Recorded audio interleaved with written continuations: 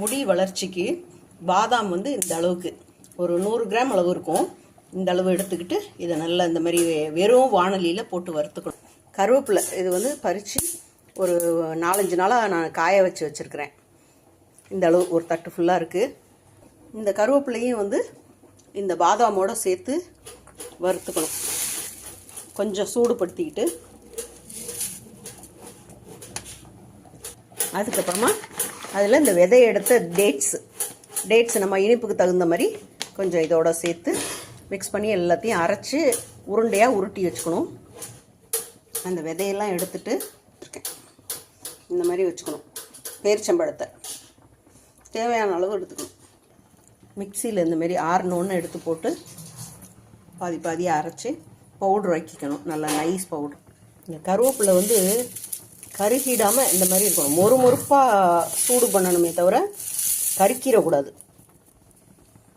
Social மீடியாவில் celebrities எல்லாம் சொல்கிறாங்கம்மா அப்படின்னு என் பொண்ணு இதை எனக்கும் செஞ்சு கொடுங்க, இது சாப்பிட்டா முடி நல்லா வளரும்னு சொல்கிறாங்க அப்படின்னு சொன்னது. அதுக்காக இப்போ நான் ட்ரை பண்ணிகிட்ருக்கேன்.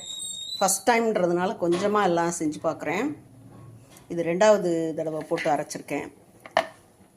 பாதாமோடு சேர்த்து அரைச்சதுனால இது கொஞ்சம் வெளிராக தெரியுது. இது வெறும் கருவேப்பிலையை மட்டும் அரைச்சதுனால இந்த மாதிரி இருக்குது. இப்போ இதோடைய இந்த பேரிச்சம்பழம் கொட்டை எடுத்தது இருக்கு இல்லையா, அதையும் போட்டு அரைக்க போகிறேன். இதோடு போட்டு அரைக்க போகிறேன். பேரிச்சம்பழத்தை போட்டு அரைச்சோன்னே எப்படி ஆயிடுச்சு பாருங்கள். இப்போ இதை இதோடையும் பவுடரோடையும் சேர்த்து மிக்ஸ் பண்ணி சின்ன சின்ன உருண்டையாக உருட்டி வைக்க போகிறேன். இதை டெய்லி ஒன்று சாப்பிட்டா உடம்புக்கு ரொம்ப நல்லதுன்றாங்க. இதில் அயன் சத்து எல்லாமே இருக்குது. இந்த மாதிரி சின்ன சின்ன உருண்டையாக உருட்டி வச்சுக்கணும். இதில் 3 பொருள் தான் சேர்த்துருக்கேன். கருவேப்பிலை, பாதாம், பேரிச்சம்பழத்தை கொட்டையை எடுத்துட்டு அதையும் சேர்த்து அரைச்சிருக்கேன்.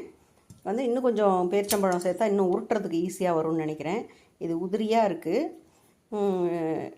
இது முடி வளருதோ இல்லையோ, ஆனால் இந்த 3 பொருளுமே உடம்புக்கு ரொம்ப நல்லது.